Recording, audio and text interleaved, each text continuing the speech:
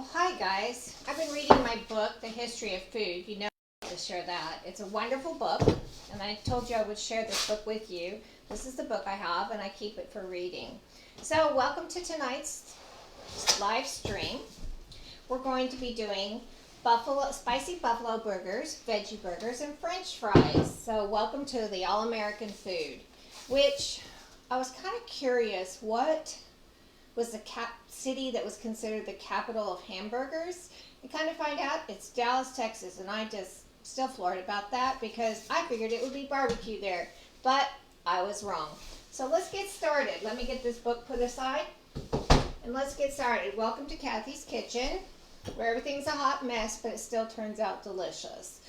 So, first thing we need to do is, if you have your kettle, we're going to want to fill it with water, put a little bit of salt, a couple teaspoons, and turn it on because we're going to want it to be boiling by the time we get our French fries made.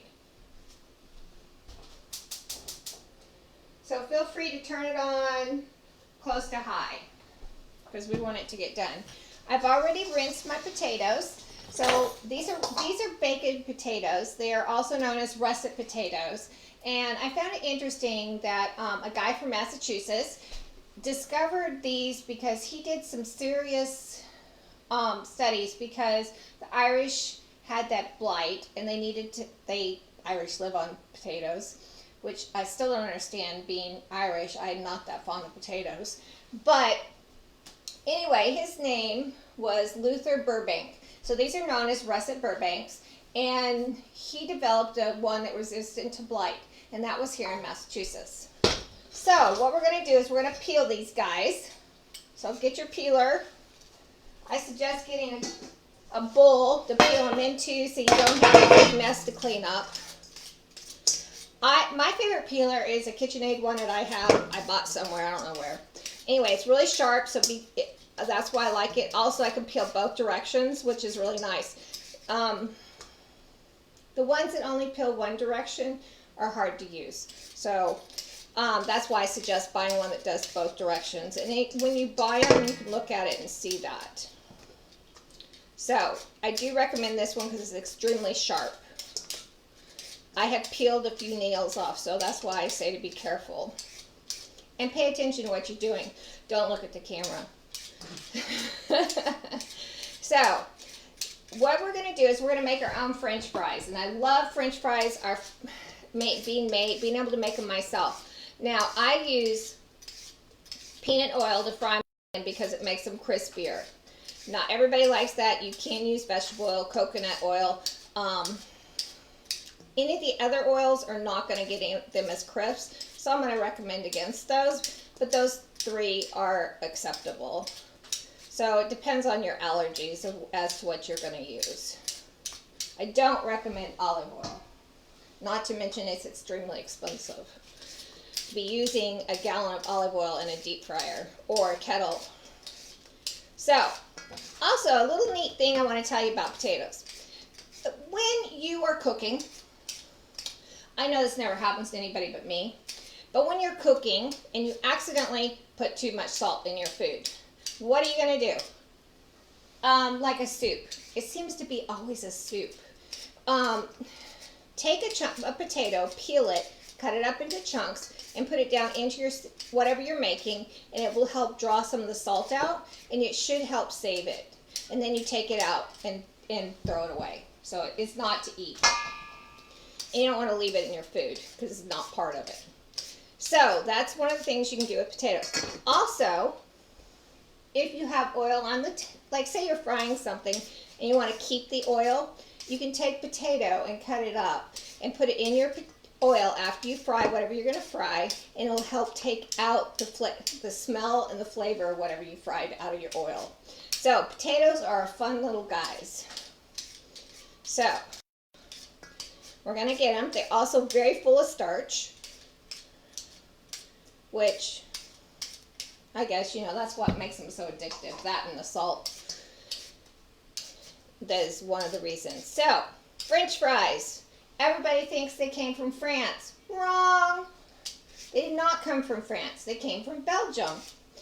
And in Belgium, they made these French fries. Some guy between this sometime around the late 17th, early 18th century, started making French fries because he had potatoes and he had oil from cooking whatever. And so he started making them. And in Belgium, they had French soldiers there. So the French soldiers thought they were cute, and they decided to call them French fries because they were fried potatoes. And the name stuck. So to this day, they're known as French fries. But they are not from France. So now we're going to take out all the little bad spots because we don't want those. Now, I do not rinse my potatoes until after I finish this whole step because they get a lot of starch on them, and so it's easier if you do them at the end before we put them into our boiling water. So I'm going to clean them all up. If you are not proficient with a knife, do not cut towards yourself. I learned to cut like this from my grandmother, so it's second nature. I realize it is not proper use of knife. So I'm going to tell people, cut away from yourself. Cut whatever the best way for you is. Do not try to mimic my methods on that. Okay.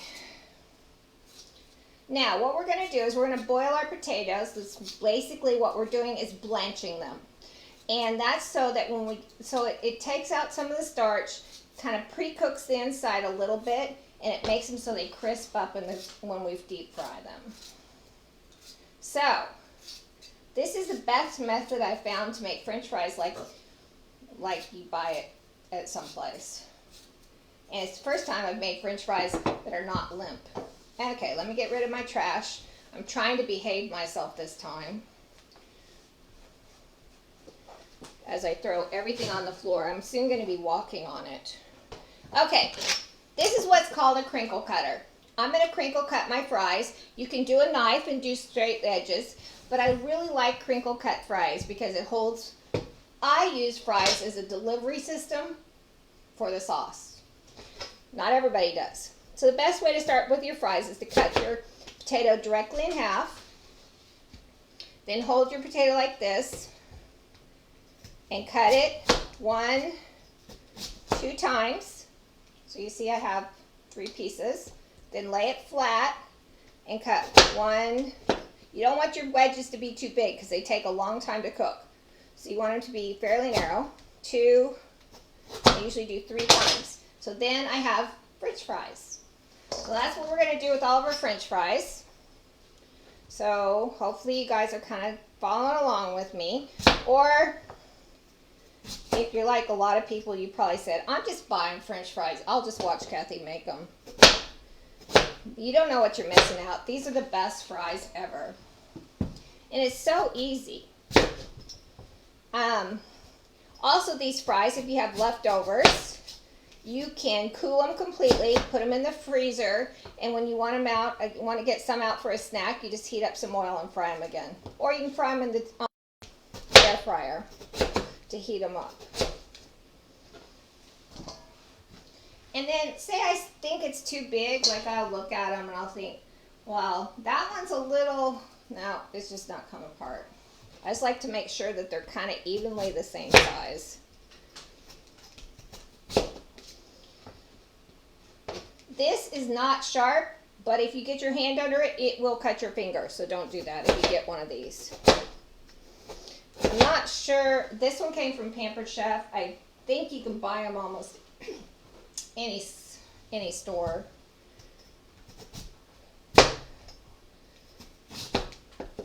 But you can get them from almost anywhere if you want to buy one and make your own crinkle fries. Kids like crinkle fries better than straight fries, which are known as steak fries. Or shoestring fries if you cut them small enough. I don't like shoestring fries, so I don't usually make those. So what I do is 1 russet potato per person that's going to eat plus 1. That's how I figure out how many. So I do, these are baking potatoes, so those are the big ones. And I do 1 per person plus 1, and that gives me enough French fries. Unless you have a major French fry monger, and then I would suggest more.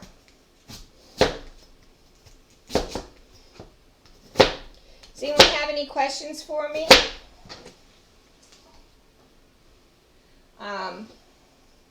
Next week we are going to be doing spaghetti and meatballs. We're going to be making the Jesus sauce that you've heard me refer to in the past. And we will also be making Alfredo sauce. And we'll be making meat and veggie meatballs. So that'll give you the opportunity to see how I do that. And we'll also be making Caesar salad. I will be doing for the Patreons, finishing off focaccia bread, and also,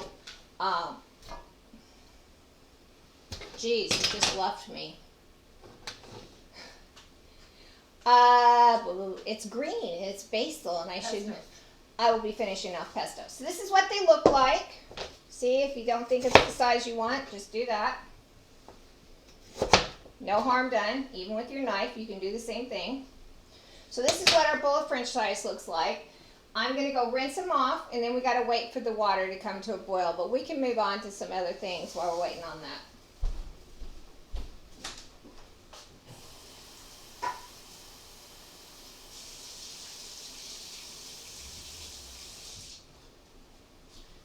Okay, we'll set it over here, wait for our water to come to a boil.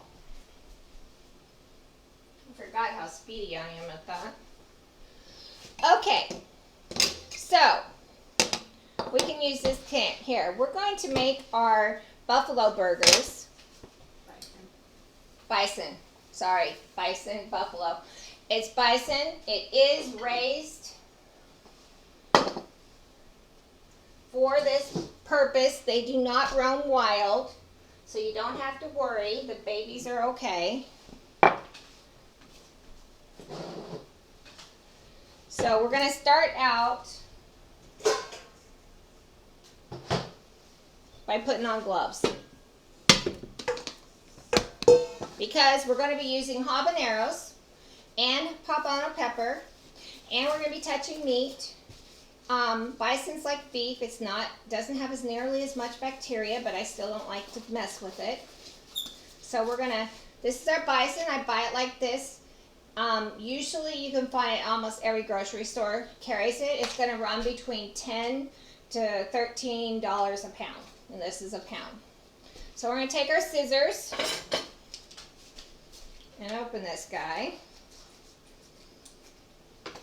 We're just going to dump it all right into our... Normally when my big dog is in here, he gets to lick out the container. He loves to lick out the extra meat that gets left behind. It's like his thing. And I'm going to say bison smells a lot like like beef to me. But maybe I'm the only one that thinks beef has a smell, so what do I know? So let me turn on somehow my little recipe went away. I'm trying my tablet, trying to use it because that's what I have it for. He said it so it doesn't have the screen that stays on constantly. Oh, good idea. Okay, here we have some smoked Gouda. This is one of my husband's favorite cheeses. He developed this recipe one day. I don't even know what he was doing. He just decided he was going to come up with a new... Oh, I know. I bought some bison because I thought it was fun, and then he went from there.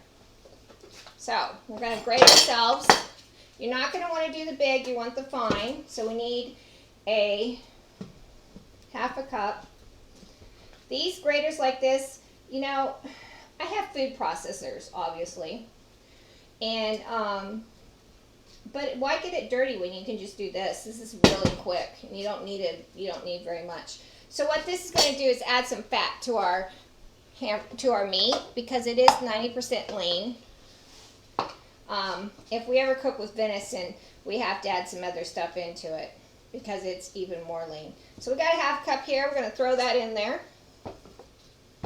Put this aside. Actually, I'm going to put it in a Ziploc I have here.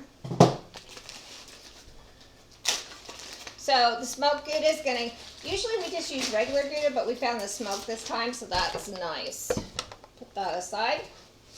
Now, we're going to chop up, this is a poblano pepper. We're going to chop it up. And it needs to be minced. We're mincing these guys. We are not just leaving them big. We are mincing them. That means it's very, very small. So I usually I'm going to start with it like this. Then I'll use my food chopper. Do not touch your eyes. Try to stay out of the things because Poblanos can also be spicy. You're throwing seeds at me over here. I'm sorry! I'm throwing things at Isetta. I do that often. I throw things around the kitchen. People have to stay out of my way. Up here, they're extremely hard to find. I don't know why. Nobody uses them, I guess.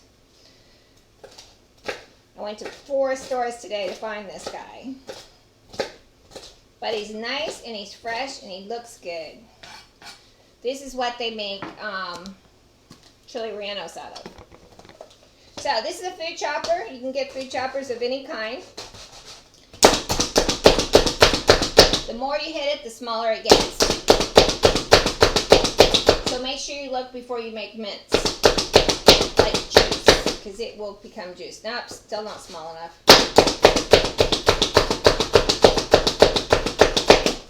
Okay, that's about the right size there. See how small those are? So that's the size we want to go on our hamburgers. And our spicy Bison Burger. This is a favorite in our family and amongst our friends since my husband developed it several years ago. Let's see, it's probably been 6 or 7 years ago we've been making this burger.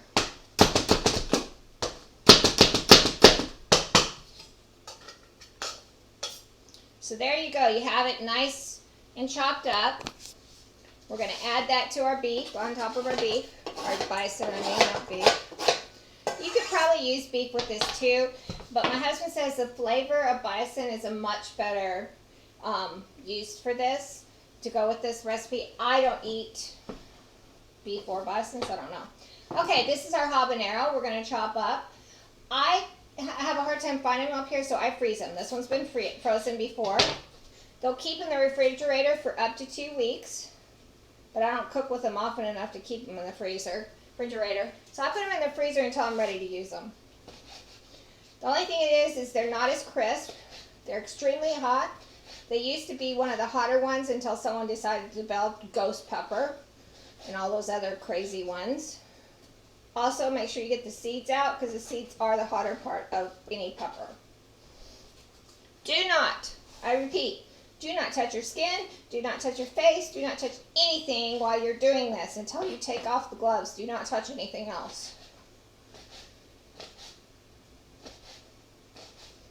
So this is our habanero. I'm going to chop it up some more with the food chopper.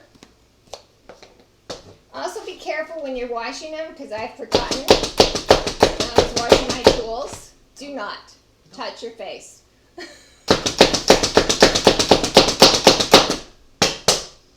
And there you go. Now, if you think this is going to be really hot, too hot for you, you can use just a half, but I can tell you that this is really not as hot as you're thinking it's going to be. The meat really mellows it out. Okay, so we have our pound of bison. We have our Poblano pepper. We have our habanero pepper. We have our Gouda cheese. Now we're going to add a half a teaspoon of salt and a half a teaspoon of pepper. So we're going to add that.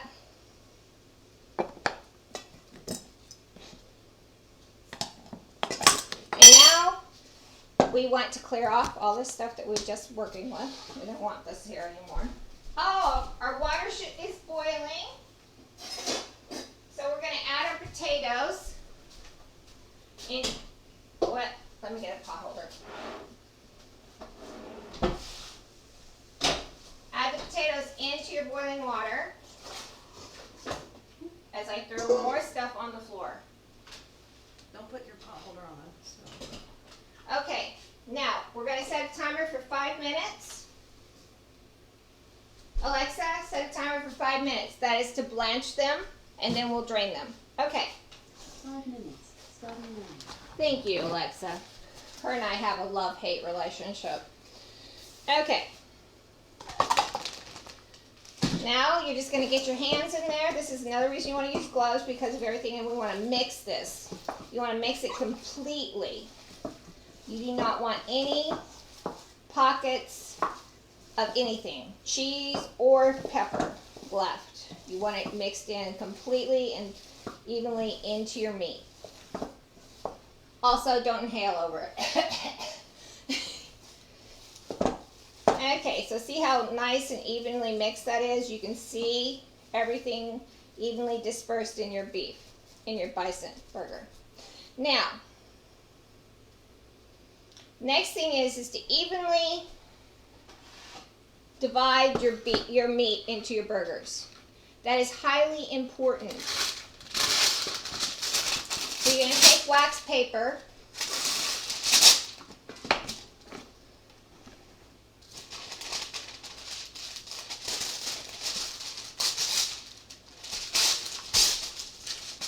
And I use a scale. If you're good at looking, you can do that. But if you don't evenly distribute it, it won't cook right, and you'll end up with some overcooked and some undercooked, and you don't want that. Also, I'm going to plug in my oil. I have a deep fryer over here, which somehow came unplugged because it's a magnetic plug. So if it gets pulled off, it's not still plugged in. Okay, and you're going to heat that to 375, so we're just going to leave that heat in there. Okay, so put a piece of wax paper on there and kind of see, look at it, divide it in fours. It's going to be a little over 4 ounces. That's 4.6.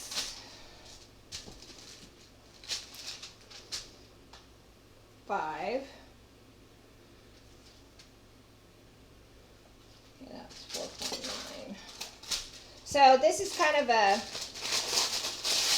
game, actually, because this is how you're going to make sure 4.9 that your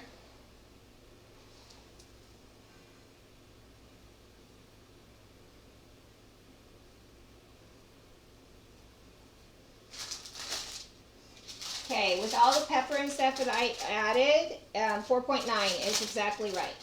Okay, so now we're ready to do the thing. You can I use a burger press, but you can press them out with your hands and do this and do your thing. However, I love burger press. 3 pieces, dishwasher safe. Put the bottom in. Put your ball in there. Put this over it. Turn it upside down and press down evenly. Take the top off. And there's your burger. Now, my husband does not like this size of burger, so he presses them out a little more. So that they don't, he calls them hockey pucks. He wants them to be the size of his bun, so he likes to do this. And then you put another piece of wax paper and stack them up. Now, we only use 2 of these, and the rest of us eat veggie burgers. So, you can freeze these with wax paper between them in the freezer and just take them out and thaw them when you get ready to have burgers again. They turn out just fine, just like you just made them. So, make your burgers.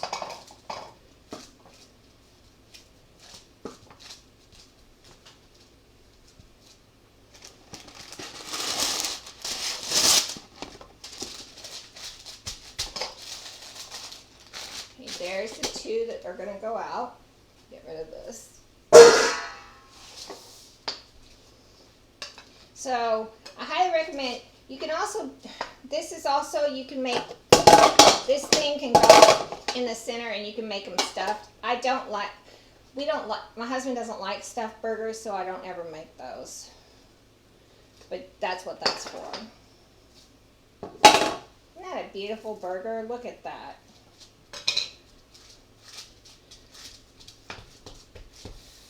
Put that guy aside because I'm going to put 2 of these in the Ziploc to go in the freezer. Oop, there is our timer. Alexa, turn can drain them real quick.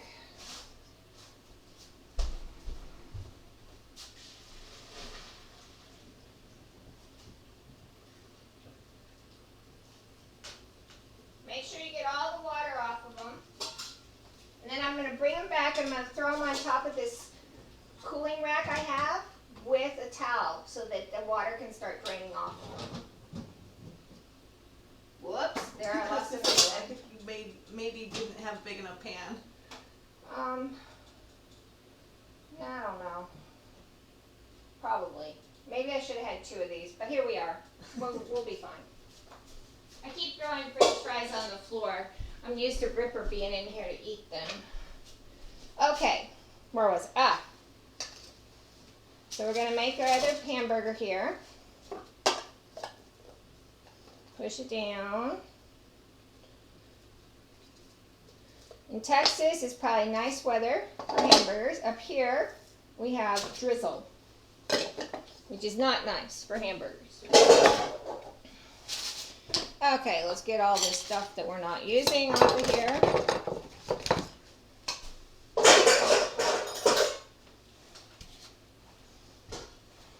All right, flatten that out.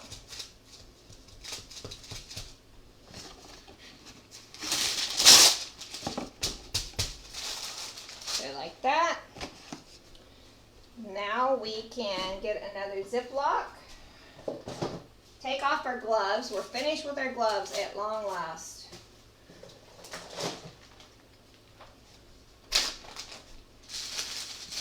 Leave the wax paper between the layers. That will keep them from sticking to each other.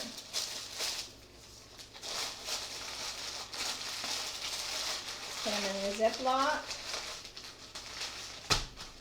Get the air out so there's not a bunch of air in there. Seal it up. Get yourself a pen and write on there what it is. Because if you're like me, you'll never remember. So I have a habit of keeping a permanent marker. And today is the 5th. So I write the date so I know how long they've been in the freezer, so I know if they're any good or not. Michael says there is a bison farm in Warner that I want to take Ann to, so we will get some. Oh, cool. Had it before, but if I remember correctly, the meat needs to still be red in the middle. If you cook it medium well, it gets very tough. Yes, that is correct, and we do cook it with it. Actually, that's the case with most beef. A light pink in the center is not raw. You can't eat beef raw. That hence the word tartar, beef tartar. But yes, it needs to be light pink in the center when you cook it. So we're going to set these aside so they can get some flavor. We're going to call on Andy in a little while to grill those for us. But they only take 3 to 4 minutes on a side, so we don't want to get them going too fast. Okay, let's see. Clean the area off. Everybody still with me? Oh, our French fry machine still, I should have plugged it in sooner. Also, you're going to want, when you're doing French fries, I do my oven to 275 to keep them warm once I start making them. So I'm going to preheat that. Just keeps them nice and warm and hot because I like my food hot. Okay, let's move on to veggie burgers. Well, should I share this recipe? I mean, it's kind of a family secret. Yeah, it's long family I mean, secret. that's why everybody in Keene has been begging for this recipe. All my friends want it. I make it all the time when they come over, but I don't know. Okay, we'll share it. Okay, it's not that hard, and everybody's going to be like, oh my God, that's all there is to it? Yes, that's all there is to it. A bag of Morningstar Crumbles. Or any other meat. This is one of my favorites to use, plus it's easy to get up here. I let it defrost. You can also defrost it in the microwave in a non-metal bowl. You said you let it defrost. You must defrost it. You must defrost it. If you do not defrost it, it will clump up and it will not fry into burgers when you put the eggs on it. They will freeze. Yeah. Don't do that. Bad. And you ask, how do I know this? Because I'm a hot mess and I've done it before. Okay, So now, oh, guess I'm supposed to be paying attention to my recipes. I usually cook by the seat of my pants, but I am trying to follow something here. Okay, we need another cutting board.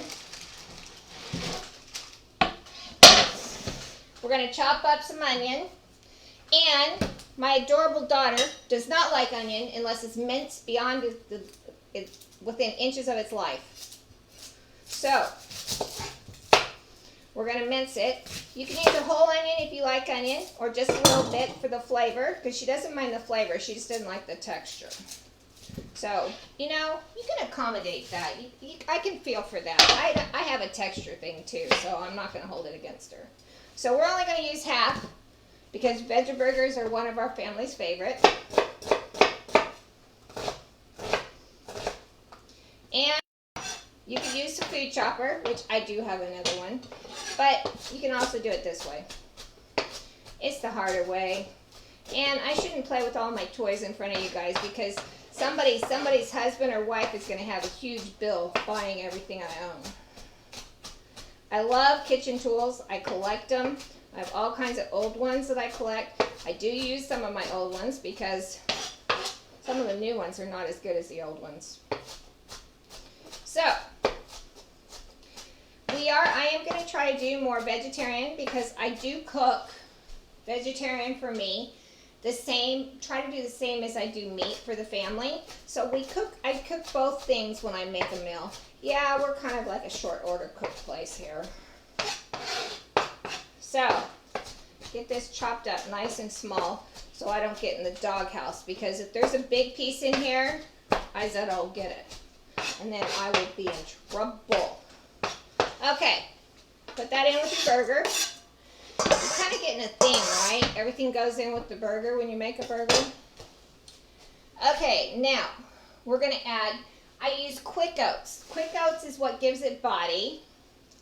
They do have gluten-free oats if you look for them. I saw them today at the store. Really don't know what else you can use. This is my preference. Okay, I'm going to put, of course I didn't get those. This is where I keep all my measuring stuff to the side. Okay, we're going to put 1/3 of a cup of quick oats in here. Do not use rolled oats. It will turn out horrible. You have to use quick oats only. You cannot use grits. You cannot use anything else. Only quick oats. Well, you can do whatever you want, then it won't be my recipe. Okay. Then we're going to add a teaspoon of Italian seasoning. I realize that this is like overwhelmingly difficult. But that's it, guys. And the next thing we're going to do is we're going to add eggs. And we're going to let it sit a minute, because we want it to sit a hot minute before we start cooking it, because we want the flavors to gel together. So we're going to crack our eggs. Once again, we crack them on a flat surface so we don't drive the eggshells in. Even though our eggs are now astronomical, they're still not germ-free. Oh, I didn't check these eggs when I took them out. This one's cracked. Do not use a cracked egg out of your egg container. Throw it away. I don't care how expensive they are.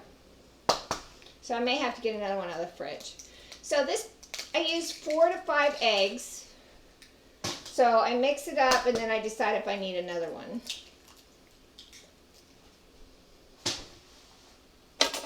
So, mix it up. This is really the most difficult part of the whole recipe right here. This is the center. Oh, I'm in the wrong area. I'm just letting you know that you took it out from being focused on. Okay. So we mix it up. And right now, it looks like 4 eggs is good. But when we get ready to do it, if it's too thick, I'll add another egg. So that's what it looks like. These also freeze nicely. I freeze them individually in Ziplocs, because then when the girls want them for a lunch, they can just pop one out and heat it in the microwave. I sometimes for lunch will heat it up with a slice of onion and a slice of cheese on top and eat it dipped in mustard, so that I make myself think I'm dieting. So we're going to set that aside. Our oven's hot. Our French fry machine is not. Let me get rid of this.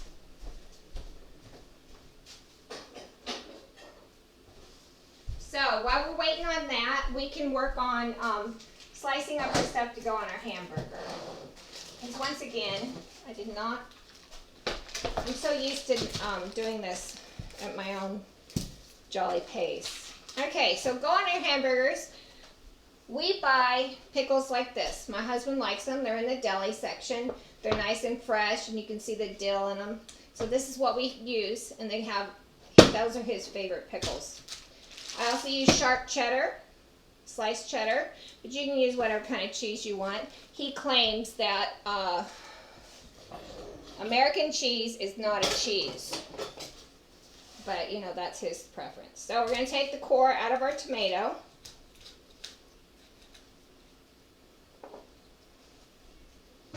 And take the butt off of it. I'm really ready for good tomatoes this summer. So ready. Now I'm going to tell you a little trick about tomatoes. They're hard to cut, if any of you know. So I have found that if I use a bread knife, I can cut them much thinner and they go through easier. So anything serrated, you can cut a tomato. Look at that. See how thin I can cut it? Because nobody wants a tomato that's this thick. You want a thin piece of tomato if you're going to put it on your hamburger. Now, up here, I have learned that people don't say hamburger. They say Hamburg. And that is because, well, hamburgers. Boy, that's a whole kettle of worms, let me tell you. Let's talk a little bit about their history. Germany and U.S. fight over who invented it. We don't know. But I'll tell you the U.S. history. So in 1885, this guy named Hamburger Charlie used to go to a fair and sell his meatballs. Well, he decided to put it between, he said, you know, if I put them between two pieces of bread, it'll be easier to serve. So that's what he did. And that was the first hamburgers.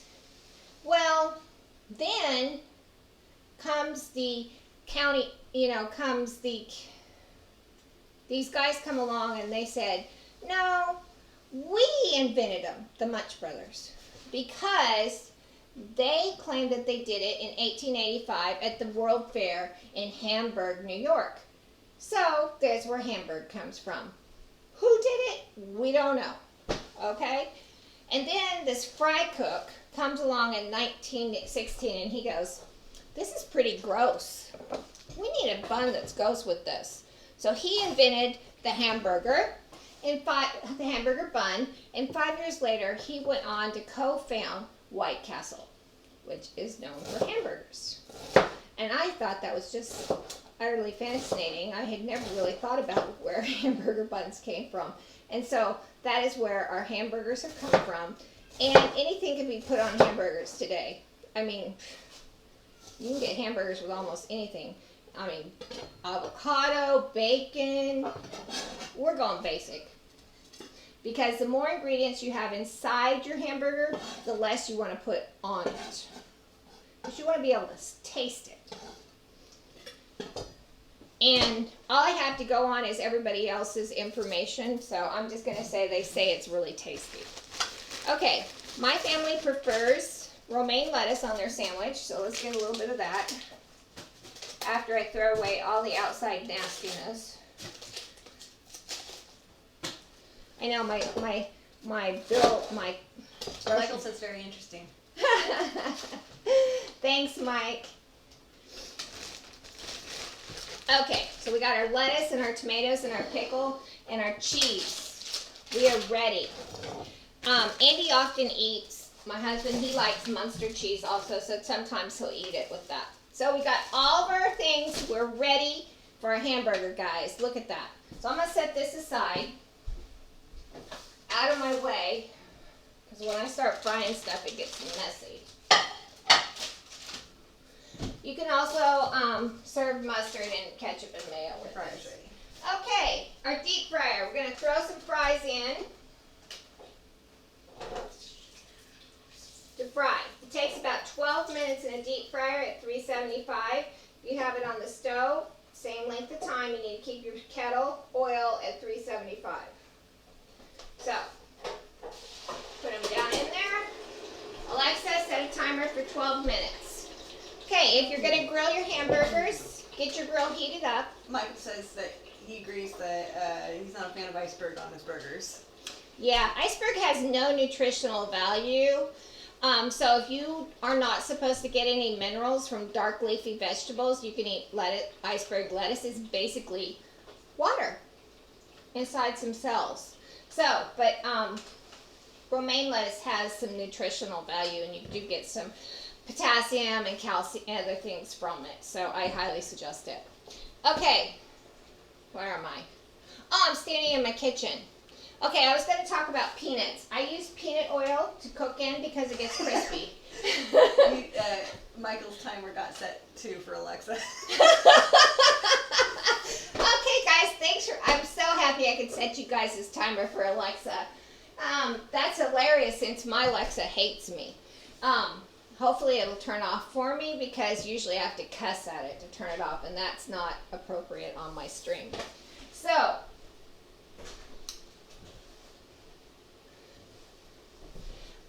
Andy just told me the grill is started, so that's good. I'm going to talk about peanuts for a little bit. Peanuts, the French were the first really to experiment with them. Most people used them to feed their hogs. They did know in 1802 they pressed them and made oil with them. They also found out that they could get glycerin as a byproduct from peanuts, so they made dynamite, use them to help make dynamite. They help prevent heart disease, and they lower your cholesterol. So why are you talking about peanuts? Because I'm frying with peanut oil. Oh. Because it's good for you. It's probably better than vegetable oil, and it makes things crisper. So unless you're allergic to peanuts, you should use it. It is more expensive. A gallon of it is about $6 more than vegetable oil.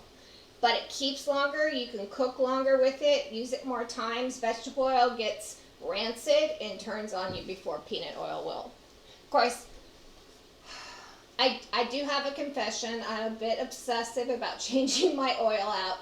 We probably cook only maybe 4 to 6 times in one oil, and then I trade it out. If I cook fish in it, it's going immediately. So just, you want your flavor of your food needs to be the flavor of the food, not the flavor of the food that you had in there before. So that's highly important.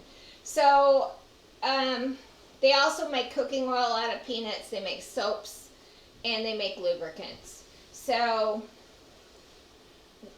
we're really glad.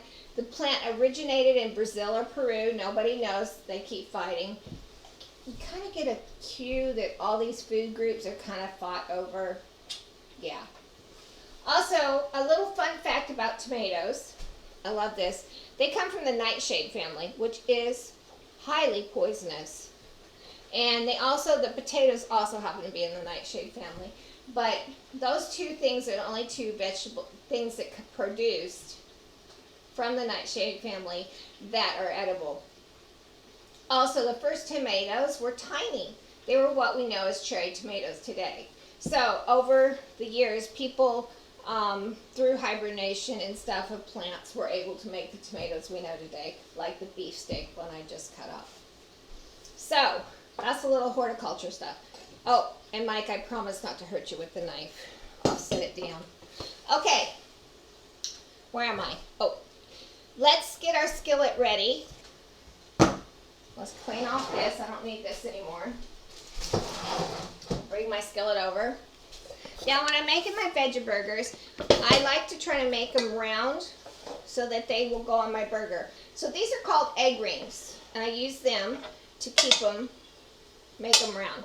I am going to fry them in vegetable oil. I'm not going to do them yet, but this is what I use, the setup I use. I find an electric skillet is better because I can keep the, it has a higher side and it's just easier to cook in. So that's why I cook them in an electric skillet. Get my vegetable oil.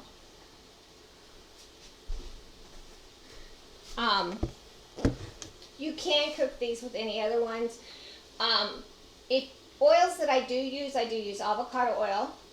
I do use sunflower oil occasionally, sesame seed oil. Avocado oil has a very high flash point, and so that's why I like it.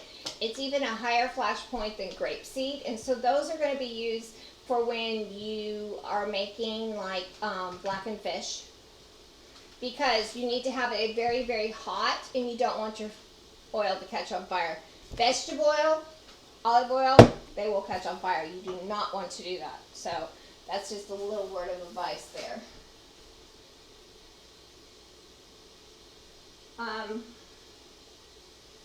Checking on your French fries. Yeah, I don't think we have. I'm not going to cook all the French fries on the live stream so that you guys can go ahead and eat and do your thing. But so we're going to turn this skillet on. I'm going to turn it on to 375. Let it start heating up. I like to heat it up first before I add my oil, then let my oil heat, and then I add my burger in. I find that makes it crispy and it just works better. Also, on your rings, if you spray them with Pam beforehand, you'll have less chance of stickage.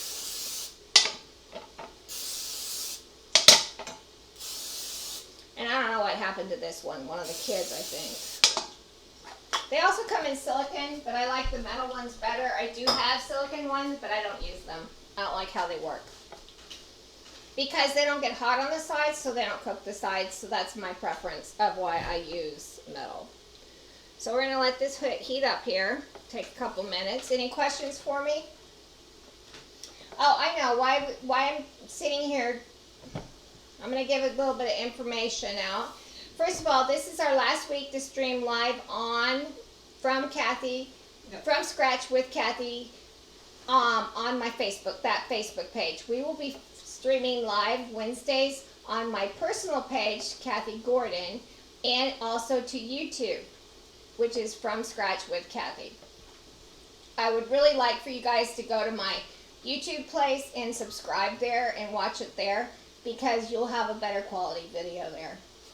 But you can see it on Facebook starting next week. Also, the Patreon is coming. Poor Isetta is having technical difficulties with them. So when that is set up, you will get an announcement on that. And you can see that, but we are working on that and getting towards that. So we're excited about that. We will also be uploading video to my From Scratch business page. So there will be a video there the next day, but you won't be able to watch it live there. And that's just because of Logistics. Huh? Logistics of allowing us to stream to two places at once. Because some of my friends don't have Facebook and they want to watch it live, so this makes it so people can watch it live on YouTube. So I like to put my hand over, and if I can feel heat rising, then I know that it's getting hot, so then I can add my oil. Don't be shy with oil. Veggie burgers will soak up a lot of oil. You don't want them to be greasy, but you don't want them to stick either.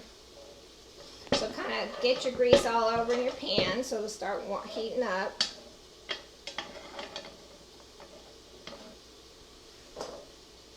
You want to text Andy to start the grill? That he can grill? I texted him whenever. I know. Okay, we're going to try to get Andy. He's out working in his shop, his carriage house shop. So let me check. I'm going to get another egg because this is a little thick, so to keep it together. So I'm going to get another egg to put in there.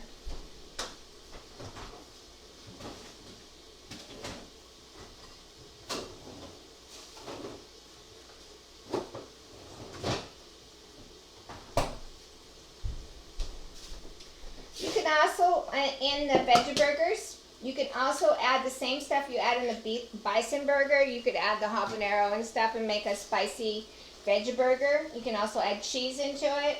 You can add garlic. You can flavor your Veggie Burgers with anything. They turn out delicious. We just did the basic one tonight, but you could do, I have done the same thing as we do to the hamburgers, to the veggie burgers, and they are delicious. Oh, here he comes. Let me give this to him. Mike says hi. Okay. Hi, Mike. There's my adorable husband. Long-suffering, I should say. Okay, so we're going to put them into here. You don't want your burgers to be too thick, so don't mound them up.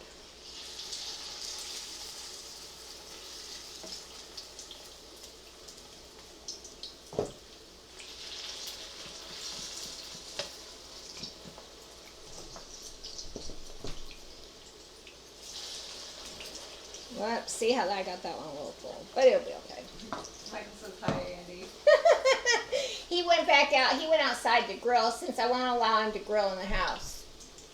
We do live in a Victorian that was built in 1858, and it's under construction of remodel. Oh, you wouldn't let him go there anyway. No, I wouldn't let him grill in the house anyway. And as you can see, I could only get a certain size stove because that's what was available. That's the hole I had. So anyway, these are cooking. You can kind of see the oils bubbling up in the center. I kind of check them, see if I can take the ring off without it spilling. If I can't, I know that it's not. Until the ring can come off without spilling, they are not ready to turn. Okay? You need to leave them and let the egg cook through. Unlike Bison Burgers, they do have to be cooked all the way through. You do not, egg is not to be eaten raw. You would tell them how long the Bison Burgers are being cooked on each side? Yes, the Bison Burgers are being cooked at 375. You want to, that's medium heat, to those of you who don't have a temperature on it, and 3 to 4 minutes on a side. The thinner you make them, the less time, the thicker, the more time, because you want them to get to medium cook. Medium rare is fine. However you like your hamburger, but not dead. Up, there's our French fries. Alexa, turn off.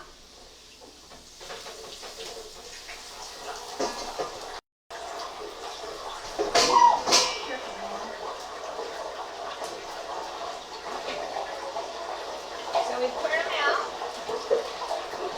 This is what they look like. When you turn them out of your thing, you need to salt them immediately. Look at those. See how cute they are? Okay. Now we're going to put them in the oven to keep them warm.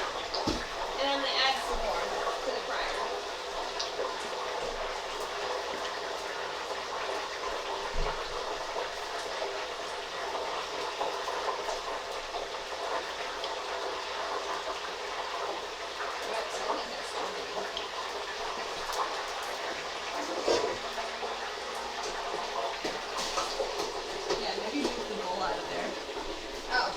Okay, Alexa, set a timer for 12 minutes.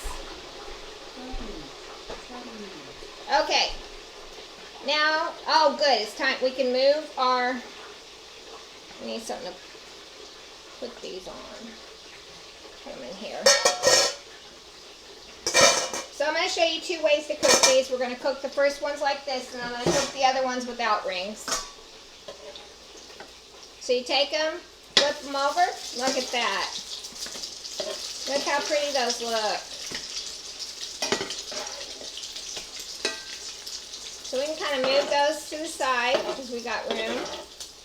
And then we're going to put some burgers, and this is called freestyle. This is what my kids are usually used to.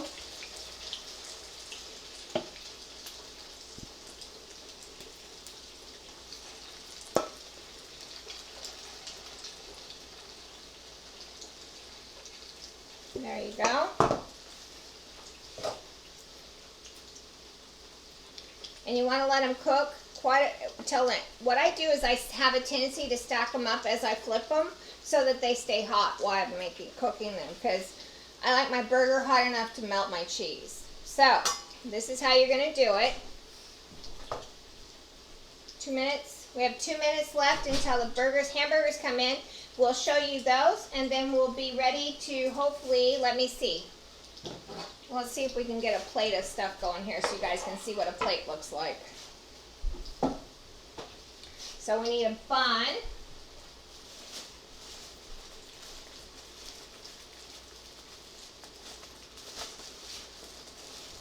So we're going to have our bun here. Piece of lettuce, tomato,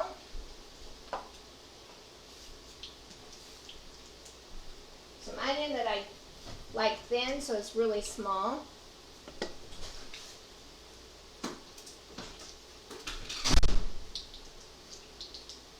A few pieces of pickle.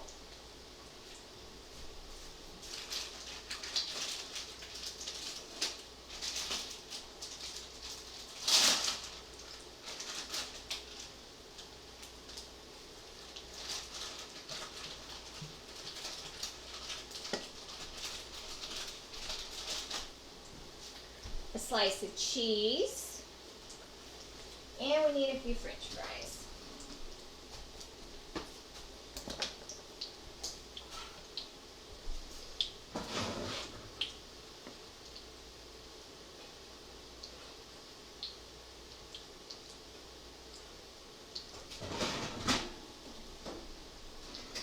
Okay, this plate, all it's missing is a burger, which is coming in soon. Mike likes the presentation. Thanks, Mike. Turn our burger over. These have a tendency to fall apart on me sometimes because I get impatient.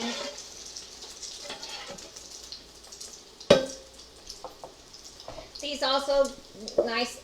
As you know, I do a lot of stuff, extra stuff ahead of time and then freeze. But I do have foods I don't like frozen.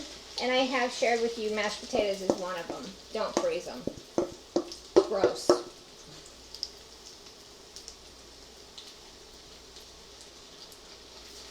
So this recipe makes about 8 burgers, depending on how you put them out. Here comes our hamburgers. Mike says the veggie burgers look great. I'll try one when we come down soon. That'd be perfect. We'll make burgers out. Okay, I'm gonna put a hamburger on here. And this is our spicy bison burger plate. I highly recommend everybody try it out. And I look forward to seeing you next week for spaghetti and meatballs and focaccia bread and Caesar salad. So stay tuned. I'll see you next week on YouTube. Thanks.